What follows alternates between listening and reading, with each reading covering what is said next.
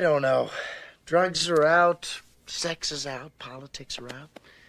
Everything is on hold. I mean, we definitely need something new. I just keep waiting for some new voice to come out of somewhere and just say, hey.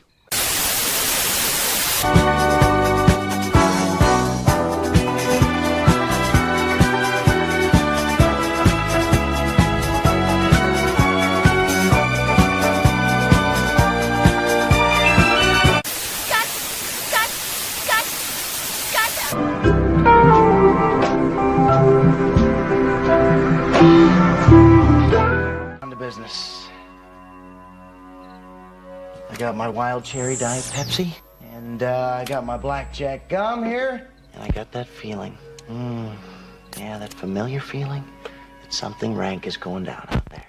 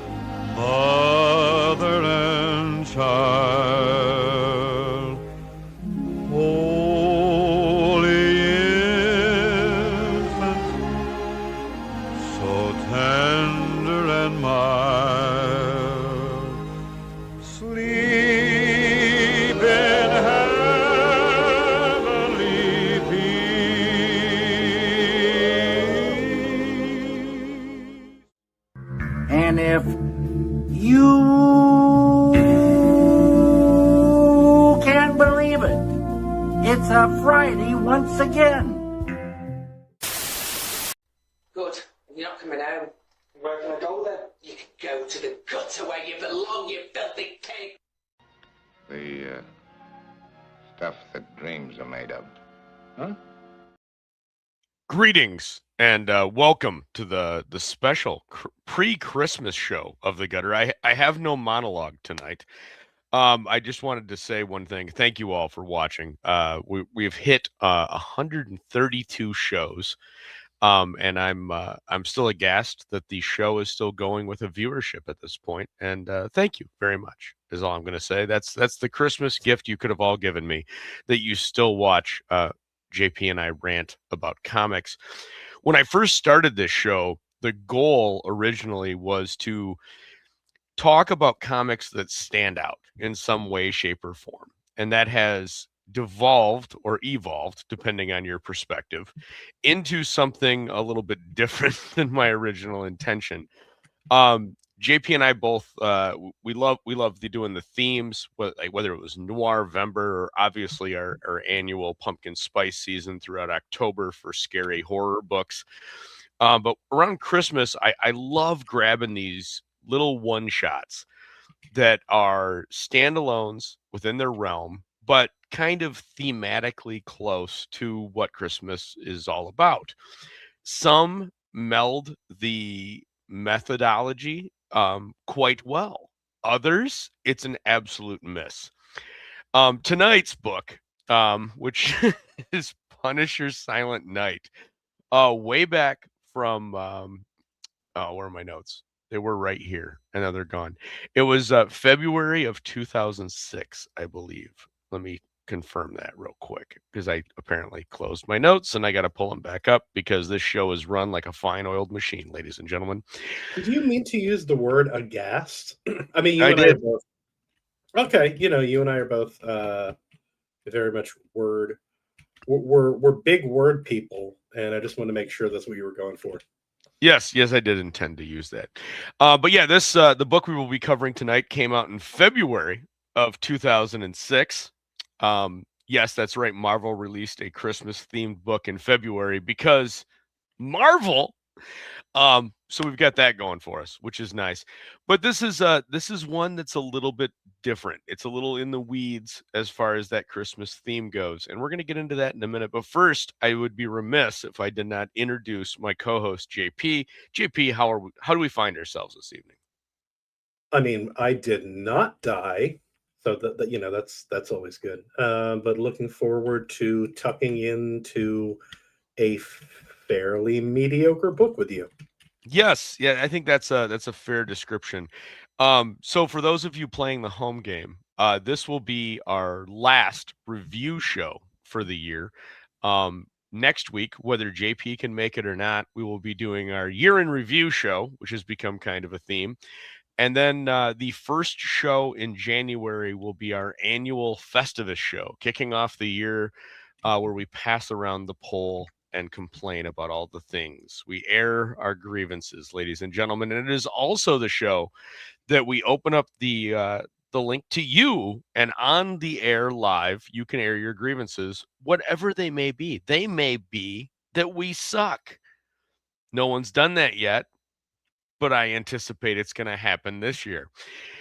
With that being said, let's turn to the chat real quick and see who's joined us this fine evening. We've got Snuggy Jr. Always a pleasure to see my brother Snuggy in the chat. Good to see you, sir. We've got Henry Bemis classing up the joint. What is up, all? Always a pleasure to see you as well. Scrolling down a little bit, we've got Neo Noir November. Thank you, Snugs. I appreciate that. We've also got Hojo in the chat. Merry Christmas, gentlemen. Damn proud to talk comics with you all. Hojo, I'm hoping for either the third or fourth show next year. I'm hoping it's going to be a first on the Gutter. I'm hoping I can get Jason Sandberg, Hojo, JP, obviously, and at least one other person together for a little bit of a roundtable on what the greatest indie comics of all time are. And we're going to delineate a little bit. I'm going to set some ground rules, and I'll explain those in the coming weeks on what qualifies as an indie comic versus an underground comic. But I'm looking forward to that. I think it's going to be a good show, and I think next year moving forward, I'm going to try to do some more stuff like that. I'd like to get a little bit more discourse from some creators in the indie scene that I think are doing a really good job here. I mean, obviously, that's one of the reasons why I had JP as the co-host over 2 years ago, if you can believe it. But scrolling down, we have also got Hojo saying, I just have to confess, I know nothing about the MCU and films in general, apparently. Yeah, I don't know if you saw it yet or not, buddy. Guy Fieri is not going to be in the next MCU movie. That has been. It's a shame. Yeah, it's we're all devastated, clearly. Did y'all do a Christmas Daredevil book last year? We did not. There are 2 Daredevil books that come immediately to mind for Christmas due to the Catholic overarching essence of that character. But no, we're holding off for holding on. We got to hold some books back, man. We got to hold some books back for next year. Cam has joined us. Always great to see Cam. You can check Cam out over on Sci-Fi Snobs channel on Wednesdays, and I think Sundays is when they do it. The Wednesday show's awesome. Love those guys. They're really doing something special over there reviewing Babylon 5. I get yelled at every time I'm in the chat because I always want to jump ahead, and they keep on holding me back. But that's okay. Is soup discourse or deck course? There you go. Not sure what you're referring to, Snooks, but we're going to keep on moving forward. But yes, so tonight's book in question is indeed none other than March. Like, who releases a Christmas book February? Who releases a Christmas book in February? Well, Marvel does. But it's Punisher Silent Night, a standalone one-shot. It was written by Andy Diggle. Here he is being all... I don't know. How would you describe that picture, JP? Bill Nye, the Science Guy, Dollar General. Yeah, it's I think that sums it up well. The art in this book, and really, truly, the art is the standout in this book. It's certainly not the story. It's a rather mediocre Punisher story that's kind of saved by the art. Kyle Holtz is the artist. Fantastic artist. Go check him out. He's got a laundry list of credits and usually does a crash bang up job. And in this book, there's definitely a couple of hat tip moments for him. Colors were done by Jose Valeriba, who is doing his best to be pretentious in this photo, I believe. Wow, this is the one that you're going to say that about? The previous one, that guy looks like he buys black This market. Yeah, it looks like he buys black market creatine, or maybe even sells it. I think he actually might. He's quite built, man. He could probably break my spine. But yeah, so Punisher Silent Night. We start off right away with what I like. I like the intro. I really like the intro. In fact, we're going to spend a little bit of time talking about the intro. Snuggie Jr. dive into it says, all of these guys are douchebags. Well, there you go. Do you want to take a guess? Let's turn this into a bit of trivia. What do I absolutely hate about this cover? I'm going to guess it's the kid pulling the beard off. No. I'll give you a hint. It's something we have been talking about recently. The logo? The Silent Night logo, I abhor that. That is the font and style for a local rock band that is not very good. I do tend to agree. It's a one shot, so I give one shots a lot of leeway on their subtitles because they always have to have a subtitle, right? Because it is just that is a font shot. and style for it's like Dark Gift from 10 years ago. So I give a lot of leeway, but you are right. The blood dripping off of just the S, the L, the T, the N, the G, and the T, it's done for dramatic effect, and it does nothing. And in fact, it pulls away from context of the book, which, man, doesn't work. So I do agree with you on that. I do think before we delve into this, I consider this a fun little Punisher one shot. For a Christmas story, Christmas is really shoehorned into this motherfucker. It's just a Punisher one shot that they kind of set during Christmas, and there's really only one payoff for it being even remotely close to Christmas, in my opinion. And we're going to get to that in the third act of the book. But I do recommend this. This is it's like a $4 to $5 pickup. It's kind of hard to find, but not extraordinarily difficult. Like you're not going to be able to walk into. It's not like a Youngblood issue where you can walk into any shop and find it in the dollar bid. You might have to walk into 2 or 3, but it's going to be in that $2 to $5 range. More than likely, you're going to be paying 4 to 5 for it. But it's a good pickup. If you happen to stumble across it, do not go out of your way to grab this. But if you happen to stumble across it, grab it. It's a fun read. It's worth the $2 to $4. What are your thoughts, JP? I mean, I think you covered most of it. It's a pretty meh story. I think they do try to work Christmas into it, but it really is, to me, and I know it's Punisher. I know it's supposed to be dark and gritty and all that, but it really could have used some kind of, like, you remember we reviewed Hellboy, and it's a pretty dark, quick, dark tale, but it does end with that little bit of like Christmas morning levity, and then you have those images at the end. I feel like this was missing some kind of like just a morsel of humanity. But there's a lot of art I dug, and I'm excited to see if you're able to guess what my favorite panel in the whole book is. But I'll let you know when we get there. Very good. Henry Bemis says, so not a Christmas comic, just like Die Hard isn't a Christmas movie. Die Hard is closer to a Christmas movie than this is to a Christmas comic. I think this is the best way I can comment on that. And we'll get into that as we go through it. But starting off right on page 1, and we are going to be talking about some good art, because this is a great opening page for a Punisher book. We get the cityscape, the silhouette against the night sky, and we get that. This is how I like Punisher stories that open up this way, with Frank narrating. And it's a really, I think, well-phrased opening narration. It's too cold for snow. That's not what Maria used to say every year.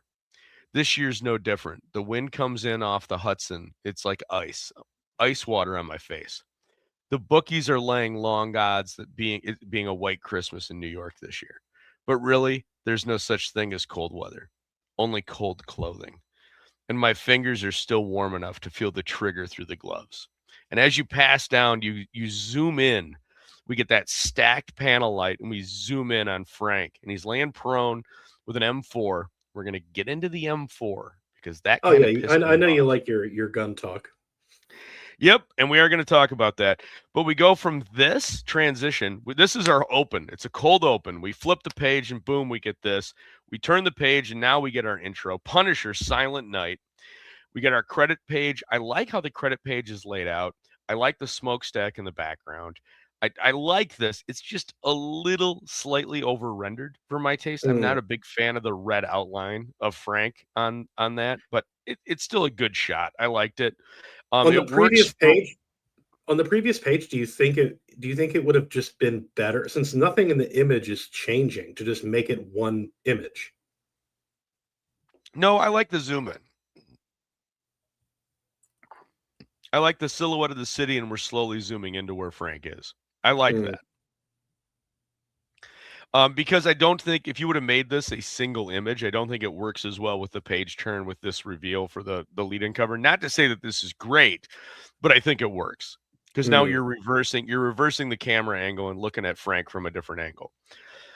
And then on the opposite page, of course, we go right into the context of the story, and we get more narration, which again is I like opening a Punisher story with the narration and the framing device. I think this really works.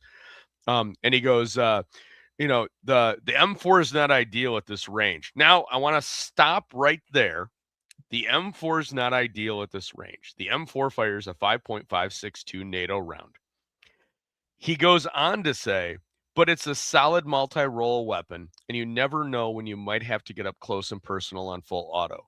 Been up here for a while, no one knowing which container ship the shipment's coming in on. Later on in panel 3, he says, I factor in breeze and a little high for the drop. And if you look at panel 3, he's factoring in his windage, so he's shooting a little to the left of the target, and he's 4 or 5 inches above. Now, standard ballistics on the chart would state that if you're going to drop 3 to 5 inches, you're at 250 yards. 250 yards is not outside of the ideal range for an M4. It's on the extreme side, but it's not outside the ideal. This is where all you have to do is go to Google and type in a little bit and find out about the weapon. It's not hard. Is it it's not ideal, but it's to say that it's outside ideal is and then even the fact that he's planning on that much drop, that depends on like all he'd have to say is like I'm using a heavy charge or I'm using a different bullet, or there's so many different ways that Frank, if he's which you're presenting him as a sniper here, could phrase this a little bit better and make it work rather than just it feels very pedestrian, which I understand for the audience, but still bothers me. So I just want to interject here that to the feds that are now listening to this show, you don't have to put me on a list. I just want to make that clear. You're already on a list. It's okay. Okay. You're on a list for a different reason, different levels of autism. And Snuggie says, you think the writer knows shit about sniping? No, and that's my point. It's a Google search away. Even back in 2006 was this answer. But I do like the fact that they do reference the weapon as an M4. They are going to get specific. That's nice. But I love the art here. I like the page layout. I like everything that's going on. We know the location. We're in Hellgate Wharf because of the neon sign. Like that. I like the use of the perception through the optic for panels 2 and 3. And I love the inversion. And we're going to go back to a different shot and get Frank and then focus in on him, and not just him, but his finger on the trigger. I like that. I think this is a good layout choice. Did you have any thoughts on this?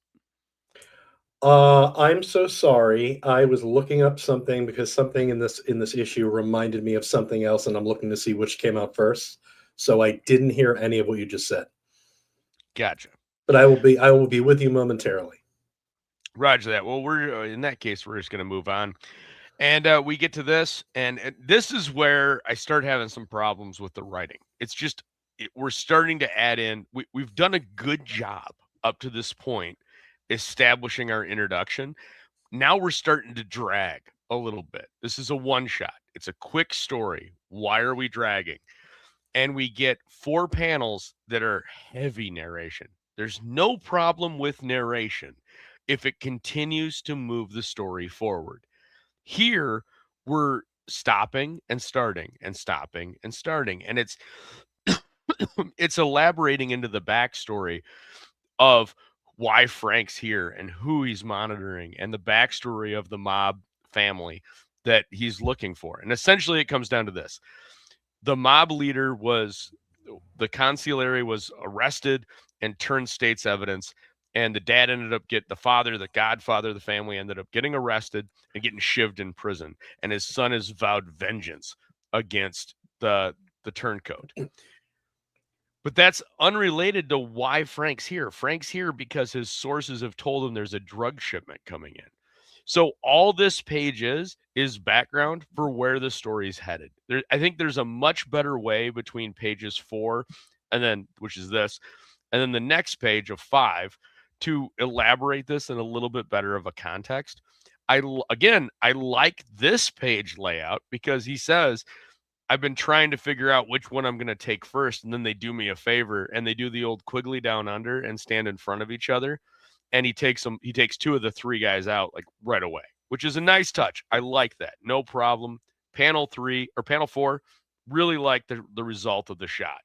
It's cool. I really like the image, but I don't love how zoomed out it is. I would like there to be a more of a focus on their bodies parting and revealing the survivor. You know what I mean? So I'm like, zoom in a little bit.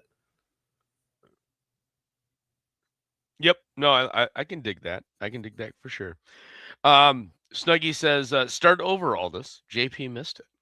Well, no, I'm not going to do that. And Jason Sandberg has joined us. Always a pleasure to see Mr. Sandberg. Go sign up for Jupiter over on IndieGoGo.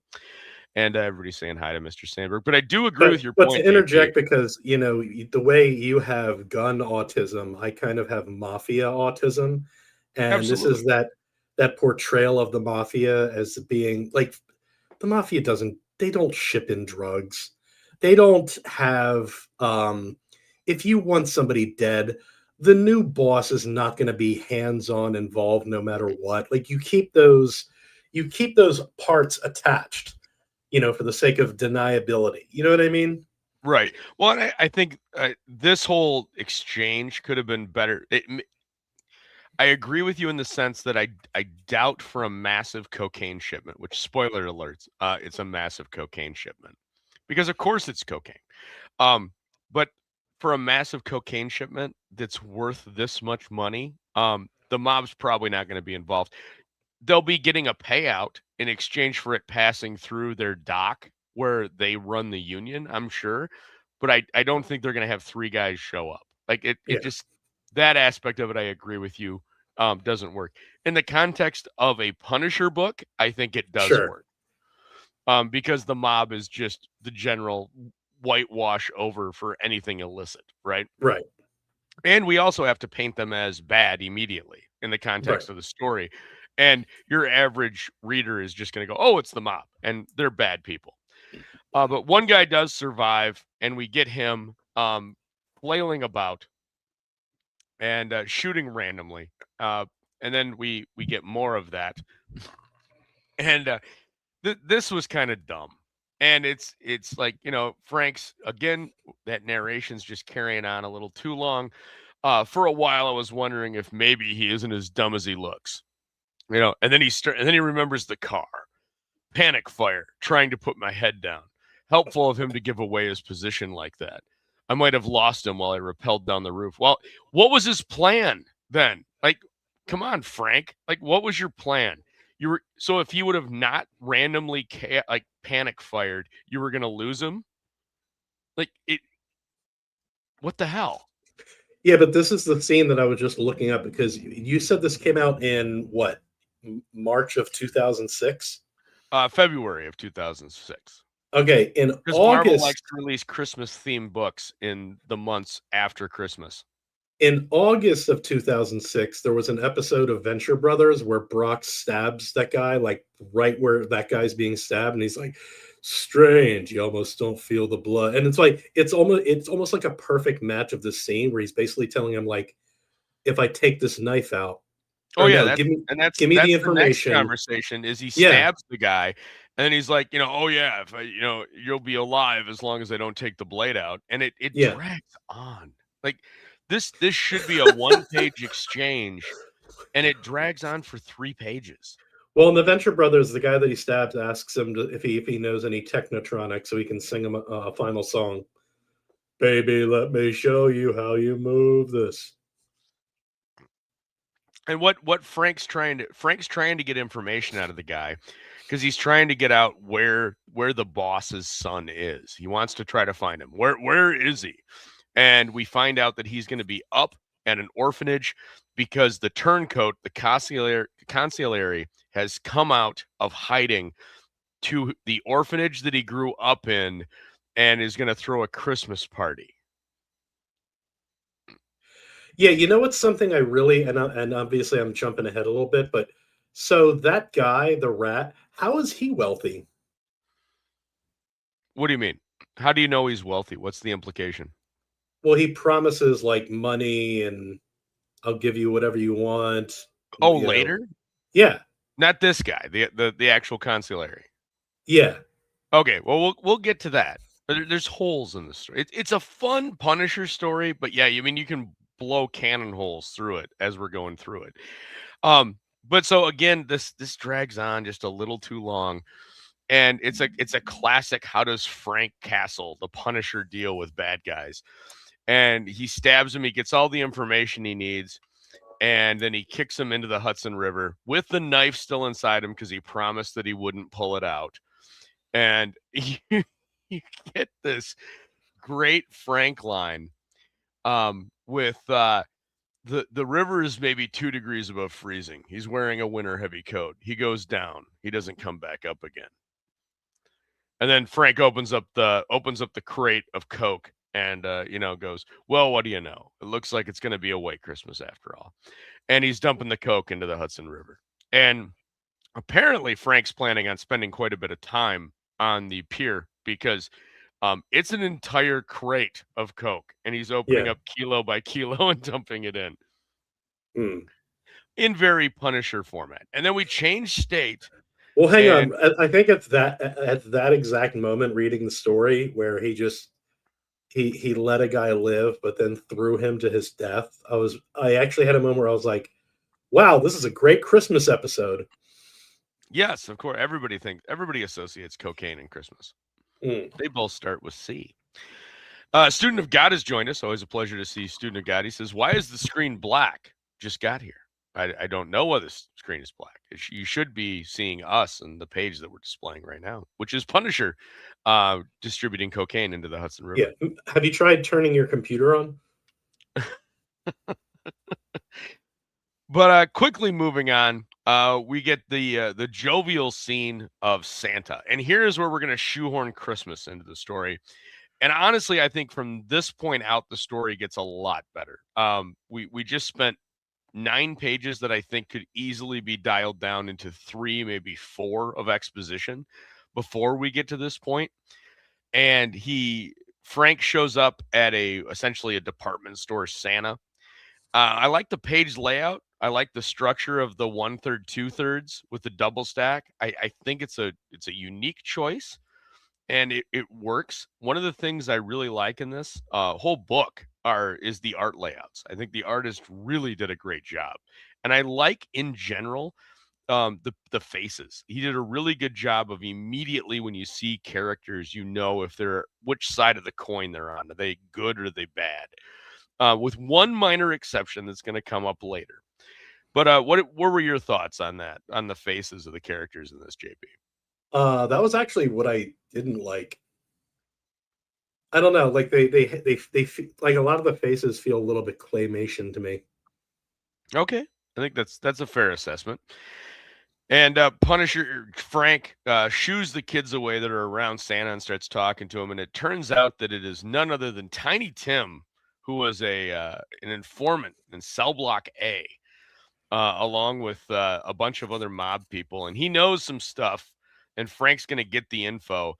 And not only that, the consigliere has contracted him to come up and be at the orphanage. And Frank gets that information out of him rather brutally, which I don't have a problem with.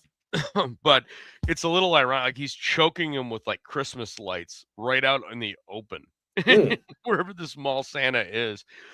And nobody seems to say anything. But that last panel in this one with those teeth, man, this felt like it was like a character out of a Magnolia Hellboy story. Yeah, or like Ren and Stimpy. Yeah, a little bit of Ren and Stimpy as well. Like just with the yellow teeth and the blood, like the overly bloodshot eyes, almost like they're bulging out of the sockets. It was I just loved that. I thought it was wild. It was a great connection to Krampusnacht that we did 2 weeks ago. But he gets all the information he needs, and he gets the backstory. And again, this is if I have one complaint about this book, it's the exposition always goes on like 1 or 2 pages longer than I want it to. Yeah, like it's almost like it's a 36-page book that probably could have been 28. I mean, or it's a great example of. I mean, I know this isn't anywhere approaching the universe of noir, but it's everything that noir isn't. There's so many opportunities where you can say more by saying less. Yes, absolutely. I think that's an excellent descriptor of this. But then we get this. I love this page for the angles that are used. Great art. We get the perspective of Frank kind of towering over Tiny Tim. We get the zoom in on Frank. We get the zoom in on the Santa, and then we get he's kind of smacks the Santa aside the head and knocks him out and drags him away. I think the dragging away, that final panel 5, that's great. And I at this point, I want to compliment. Really ruined Christmas for those kids. Well, and that is a good point. I was going to mention that later, but yeah, he just beat the hell out of Santa and knocked him out right in front of a bunch of kids, which is Punisher doesn't give a shit. So, but the if But you weirdly notice, enough, if you look at those kids in the background, they're drawn like they're I don't know, like they stand out to me because they look like they're drawn better than the adult characters. Like those tiny kids in the background look like something from like a late 90s, early 2000s Nickelodeon cartoon. all right, let me zoom in on that here offline and get a Like shot of that. Hey Arnold. Get a shot of that panel for you, and we can talk about that a little bit because I do think you're right, and I think that might be intentional on the Yeah, part of the like artist. adults are monsters. Yes. So this is the panel 5. All right, and I've got a. Sorry for the delay here, folks. This does take a minute when I do this. Doesn't happen that often in the gutter that we spend a little bit of extra time and zoom in on something. But let's zoom in on this. So you've got 4 characters on the 4 kids on the left, then you've got one kid on the right of the Santa figure. And to your point, I think all of them have the greatness of innocence about them. Obviously, you've got you got a fat one, you got a girl, you got a black kid, you got a tall skinny kid, and then you got like the short fat kid that's just in shock. But you're right that those kids, the way they're drawn, kind of sum everything up in a way. It's they make up a menagerie of every expression you'd want to see. And they are drawn better than the rest of the panel. That's an interesting call out. Did you have anything else you wanted to add to that, or? Oh, no. No, I was just thinking about earlier, like in the intro, how interesting it is to me that maybe you and Punisher have it in common that, or you and Frank have it in common that the way he describes the cold in New York, there's so little feeling or soul to it compared to how he describes guns. Right. Oh, hey, we got a porn bot. There you go. Always Merry exciting. Christmas, porn bot. Always exciting to see our friends over on the Twitch stream chime in.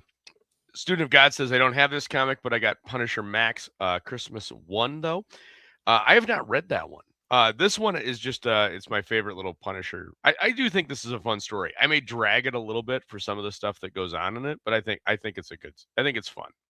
It is worth a buy, in my opinion. But yeah, we go from this into this, which arguably is one of the better pages in the book, which is a book full of great pages. I really like, we're now at the orphanage, and I love panel 3. I love panel 3 because it's pitched just slightly and the distortion effect of the window. And we're going to start seeing that distortion effect isn't a distortion effect. That's the characters' faces. And I think that's intentional. I think you're looking at these characters through that window for the rest of the story. I would make a change to this page, and it would be I would get rid of panel 1, extend 2 and 3 up, and have the St. Nicholas Orphanage sign like either underneath or on top of that window. Oh, that's a good call. So take 2 and 3, take panel 1 away, extend 2 and 3 all the way up, and then put the St. Nicholas Orphanage. Oh, you know what? That would be cool. Is right at the bottom, almost like you're doing a location change late after you've established the shot. Yeah, because panel 1, it's so on the nose it hits you like a ton of bricks. No, I like that. I think that's a good change. Now, and this is a good time as well to mention, I was going to mention it earlier, but if you'll notice the backgrounds on this are not white. I cannot tell you how much I appreciate that. I am so burned out by just blank white backgrounds. Even doing this just beige wash where it's just a flat color in the background, it breaks it up and really, really works for the context of the book. Yeah. It gives tone. Yeah, it adds a little bit of depth to even that blank space between the gutters that is just a nice touch. Student of God answers, is this also written by Garth Ennis? No, this is written by I just had it. Andy Diggle. Andy Diggle is the writer on this one. Not to be confused with Andy Dick. Yes, definitely do not confuse that with Andy Dick.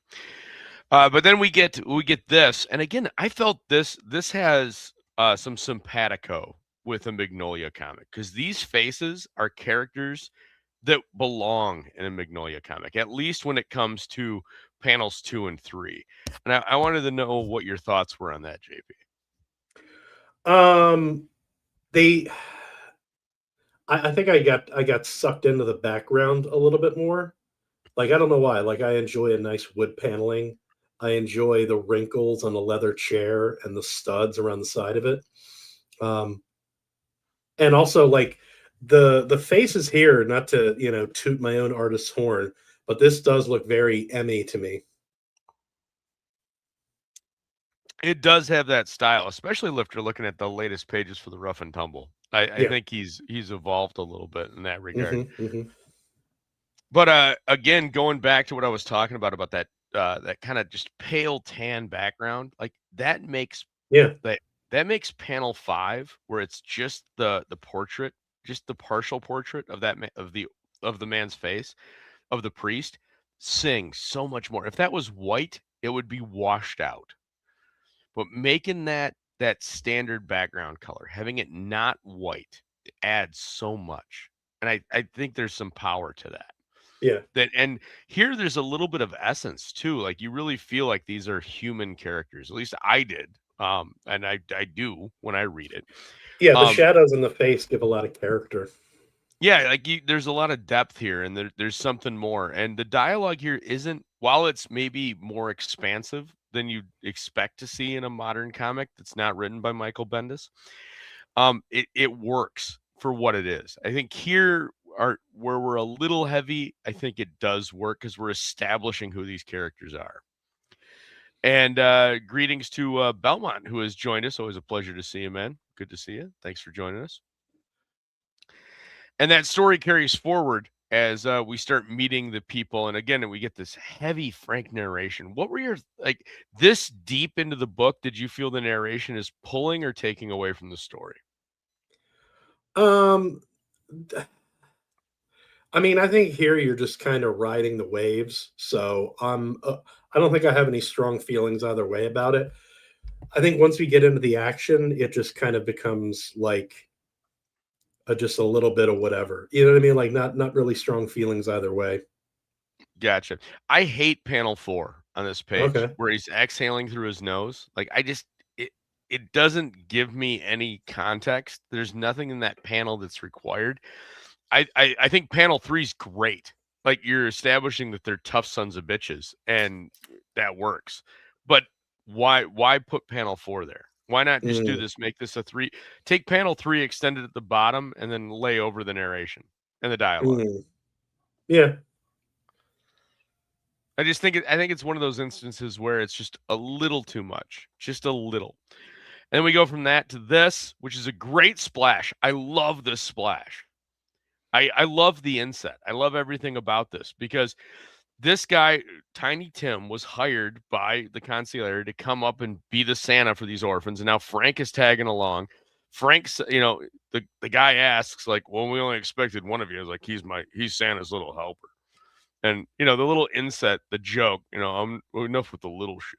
Like, I like that. Like, that's what I expect from this kind of a book. Yeah. Or is that too on the nose for you? No, it's fine. We're just coming up on my favorite panel. All right. And we get this. And I love this. This is great. And the reason why I like this so much is the artist chose to do something that most artists don't do, which is, for panel 1, it's the over the shoulder angle. It's just not done. You don't see that pitch where you have to draw the figure that you're looking at just partially, and the detail that's in the Santa costume with the robe and the shadows and the folds on the fabric, brilliant. Absolutely brilliant. One of the coolest things is some of the folds on the fabric of the Santa costume mimic the folds on the fabric on the blue scarf. I really liked that. That was great. Could do without panel 2. I like panels 3, 4, and 5. You Like, know, I hadn't really noticed it until you pointed it out on the previous page, but now that I do, I really hate the smoke or frosted breath. I hate it now. yeah, yeah. Like in panel 4, he just looks like a member of the Whig Party. But we take that and then we go to this, and I like panel 1 with the silhouette of the reindeer pulling the sleigh with the orphans in the background. I love where this heads. It's Frank analyzing the scene because he's got to get a lay of the land because he knows that some shit's gonna go down. And so if we're gonna get the shit going down, he's got to focus in on it. And he even says it in panel 2. Who knows what might happen? And then you Mm. get his explanation of what he's looking at. Church looks even older than the orphanage. Stone walls, good cover. Plus an elevated overwatch of the killing ground. I'll have to make sure Junior Cavalloni's boys find their way through the rear gate. So now he's trying to figure out how he can funnel them in. This is a great writing technique of it's a guy that's got military experience, Punisher, character's known, his format's known for how he's going to look at something. He finds an elevated position. Now he's got to figure out a way where he's going to funnel him in. He's letting you know ahead of time, hey, I got to figure out a way where the boys find their way through the rear gate. And then what's the first thing he says as he's going about? He goes out and he takes out the back guard and then drags them off because he wants them to have a clear path of entry through the rear gate. And then he goes to the kids, and this is the Yeah. best part. He just goes, "Hey, kids, start building me some snowmen, like in a path. I need an alleyway right here. Build me snowmen." And the priest is like, I think the children were expecting something a little more cheery, and Frank just responds, "Tough love, good for him." Like it's very Frank that he has like no social grace whatsoever. He's But just again, look at panel 2. Those kids are drawn like very early 2000s animation. Yep, and That I softness. absolutely love the bottom panel on this, which Yeah. arguably you could say is 2 panels because they're using the hedge wall with the snow on top as a slight gutter line with some breaks, like with the kids making the snowman beneath it. I love that. That is so good framing. And again, the art in this book is like, man, it's probably 75% of the reason why I'm saying if you get a chance, go grab this. It's a fun read. Plus, the art's really cool. Things like this make this book unique. I haven't seen anything like that too often in books. But we go from that after Frank's made the kids make snowmen, and there's a reason why he makes them in rows, which I like because it has payoff, to this, which has warmth and light. And now they're at dinner. And it's the consigliere doing his almost pomp and circumstance. And there's warmth and there's light. And then Frank breaks the tone by punching him in the face. And he's like, yeah, just fucking shut up. Like, you're going to get killed. I'm here to save you. But, I've got to do my thing. He's immediately taking control. What's weird is, though, we don't get a response from the kids. Like, at no point in this do we see what the children's reaction is. Or is that What do you just mean? me? I mean, isn't that some of them in panel 4? Well, just with the priest, like that's what I'm saying. Like you don't get like I would anticipate you'd get a reverse shot of the table of all the kids acting in shock Yeah. because this is their benefactor Okay, I that's see what you mean. organizing all this. Like instead of having this collage of 5 panels at the bottom of the page, it seems to me that you'd want just one. Take that first shot where he's pomp and circumstance. Frank punches him, and then you get the inversion shot of the reaction of the rest of the table. From the opposite perspective. See, I thought that you would want some kind of like wind up to that punch. No, I think instead of just having a close up.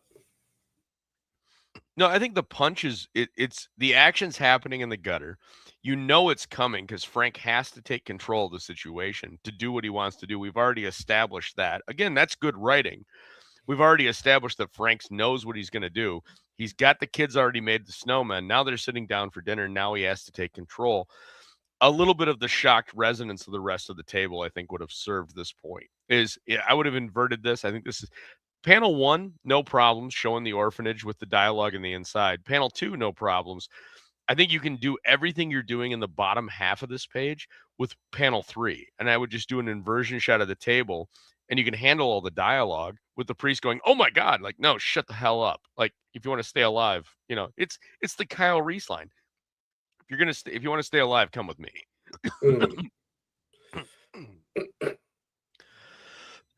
But then we zoom out. Now we're outside the orphanage, and we're dealing with the mob hit squad. And we establish the character very quickly of the Godfather's son who's out for revenge, that he doesn't need an automatic weapon. He wants a knife because he's going to do this up close and personal. He's going to take the guy out. So we're portraying the mob boss as a tough son of a bitch, right? He wants to knife the rat, not shoot him. He doesn't need an automatic weapon. What I thought this really wasn't needed. No, these guys are fodder. It harkens back to one of my least favorite comics ever, which was A History of Violence, and that's very much this, and I hated it. And yeah, this isn't needed. And then we go from that to more buildup, and this again is a sequence that's not needed, but this always seems to find its way into every Punisher book because of the Catholic overtones. And that's Punisher goes, "Okay, you and the orphans go down into the basement and lock the door, and here's a gun, and if anybody comes through, shoot him." The priest, of course, does "Well, I'm a priest, I can't shoot anybody, I'm a man of God." And, Punisher lectures him. And then you get the little standalone shot. Like, this has been so overdone that I don't need this either. You're a sucker. That's my favorite panel. Yeah. That's your favorite panel? Yeah, panel 5. Why? Oh, man, the stained glass window, the darkness. That's great. That could be an album cover. That could be a Defeater album cover. That would make a good Defeater album cover. I will give you that. And then we get into the action. And of course, just like Frank planned, the bad guys come up through the rear entrance, and they come up to the front entrance where the guards remain, and they mow down the guards, and then they sneak around to the back, and they start going through the back. And this is the night. I love this. This is where I love this book, I think. But Frank's narration is Junior Cavaletti's boys come in through the back gate just like they're supposed to, right between the snowmen, which I rigged with claymores, and you get the explosion. And immediately it becomes apparent of why he wanted the kids to build the snowmen, why he wanted to funnel them in. He's got an explanation. This was a great payoff. Yeah, so for those of you gutterites who have snowmen rigged with explosives, you can go ahead and check that off your bingo card. There you go. I love just the R as the sound effect as everything goes off. Plus, then we get the big explosion. Just great. And I love the inset panel of the hand hitting the detonator. Do you still love the beige backdrop? I think the beige backdrop does a disservice because I think panel 2, you could extend that, overlay that, take panels 1 and 3, put them together, and put that inset panel on top. And I think that would have been much better than extend panel 4 out across the whole way and not have any backdrop here. It accomplishes the same purpose. If you have a black backdrop, you have that hand floating in the sea of dark. Yeah, just like the ether, like he's just click. Yeah. But then if you're going to do that, if you're going to do the black, that needs to be in the center, and then everything needs to be radiating around it. Yes. So that's your moment, right? And your action moment is in the center of the page, and everything that happens before it is in the upper left, and then your reactions are in the upper right and bottom right. I think that would be fantastic to do it that way. I think I like that a lot better than what I said. I don't know why, but I feel like panel 4, when I look at that, it looks very narwhal. It does. Now that you mention it, it does have a very narwhal-esque aspect to it. Yeah. Especially with how the stonework just kind of floats into the ether and drifts into nothing. But as you move up higher, it's got more detail. That's a very narwhal style. And then we go into the following page, and now, of course, all of his guards are dead. So the bad Godfather guy, the son of the guy that was trying to get he runs away because everybody's a coward. And then he not only does he run away, but he grabs a car and starts driving. And we get this great shot of the Punisher, nice splash. And then we go to this, which I had issues with. What did you think of this panel section? I swear I read this book from cover to cover, and I'm not remembering it. Like, I'm zoning out now. No, you're not wrong, because there's nothing that happens here. And this is why I'm saying, like, you could cut probably 8 pages out of this, if not 10, and it wouldn't matter in the context of the story. Because this is just it's Tiny Tim, the informant, saying to Punisher's going to go chase after him in the sleigh. On the guy in the car, and Punisher the guy just goes, "Oh, how are you going to catch him? Like, he's in a car. Like, well, he's got the roads are snowed in. He's got no chains in the tires. It's not going to be a problem." And he kicks the Santa out. Am I crazy, or in panel 2 is that reindeer just like a dog's face, a dog's head with antlers attached? You're kind of crazy. That looks like a reindeer. Does it? Yeah. I don't remember them having like squinty eyes. I'm gonna go with yes. All right. But then we get the sleigh. He overtakes the car, and we get the end conclusion of. Oh, okay. Yeah, now I get it. Now they're on the frozen lake, and he tosses the guy the knife, and of course he goes into the drink, and Punisher makes sure that he stays down. But while we're doing that, Tiny Tim slinks up to the consigliere and releases him from the handcuffs that Punisher put him in. And then the consigliere kills him because he recognizes him as the informant that sold him out, that he went states, which is ridiculous because he had to testify anyway. Yeah. And then he goes running out of the door and runs into Punisher, and Punisher kills him and leaves him for all the orphans to find dressed as Santa Claus. Hooray! Merry Christmas. Yeah. Man, those kids are going to be messed up. Yeah, it's a dark book. So this is general overview. I think this is a fun Punisher story. I again, man, it is a recommend. If you happen to come across this for a couple of bucks, pick it up. It's fun. But it really feels like a forced Christmas story into it. Like, they're forcing Christmas into this with a shoehorn. It's not, it bears no merit within the concept of like a true Christmas story. It's just Christmas themed, I guess would be the way to put it. And you said something earlier right before we started the show, JP, that I wanted to focus in on. You mentioned that you felt this was of the 3 Christmas stories that we've really talked about over the last 2 years, over the last year, this was the weakest. Batman Noel, Krampus Nacht, and then Punisher Silent Night. You felt this was the weakest. Yeah, I mean, at least with Hellboy and Batman, there's a little bit of hope, or, some kind of warmth in the end to draw from. And this one is just like brutal. So in other words, don't get this to read to your kids. No, this is just a fun, I would say PG-13 and up Punisher story. It's all the bad guys die exactly how you want them in a Punisher story. Frank comes out as the good guy. He's doing what Frank does. It's a good Punisher little one shot set during Christmas, and Merry Christmas to everybody.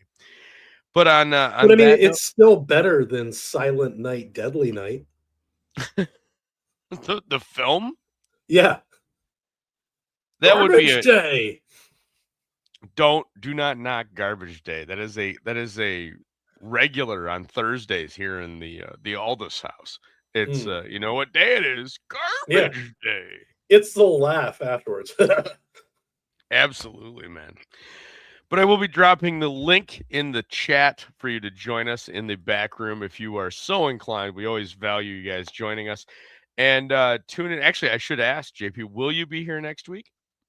Next Friday? Yeah, I should be. All right. Well, next Friday will be our 2025 year in review. We missed our fair share of episodes for a variety of reasons this year. So we have fewer shows than ever in the history of the show, even including the first year, if you can imagine that, which started in April, where I'd never missed a weekend.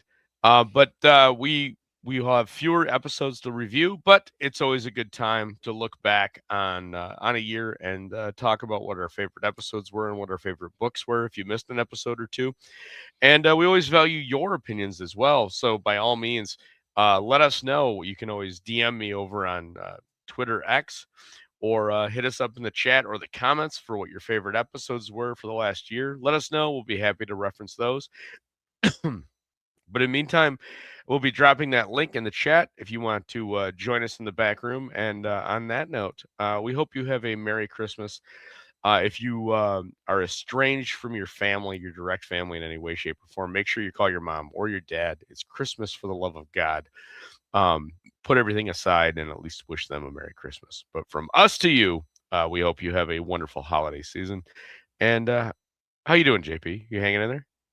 Yeah, I'm doing all right. If anybody out there is waiting on their copy of Eudaimonia 3, I have about a third of the way through shipping. I'm a little slow, so bear with me, but it will be in your hands soon. Hoorah. Well, I got my copy, and I've got nothing but praise. I'll be taking a photo of it tomorrow and posting it after I go through and read it. So looking forward to it, man. But yeah, have a good one, and we'll see you on the other side. Later. This is blood for blood and by the gallons. This is the old days and the bad days, the all or nothing days. They're back. There's no choices left.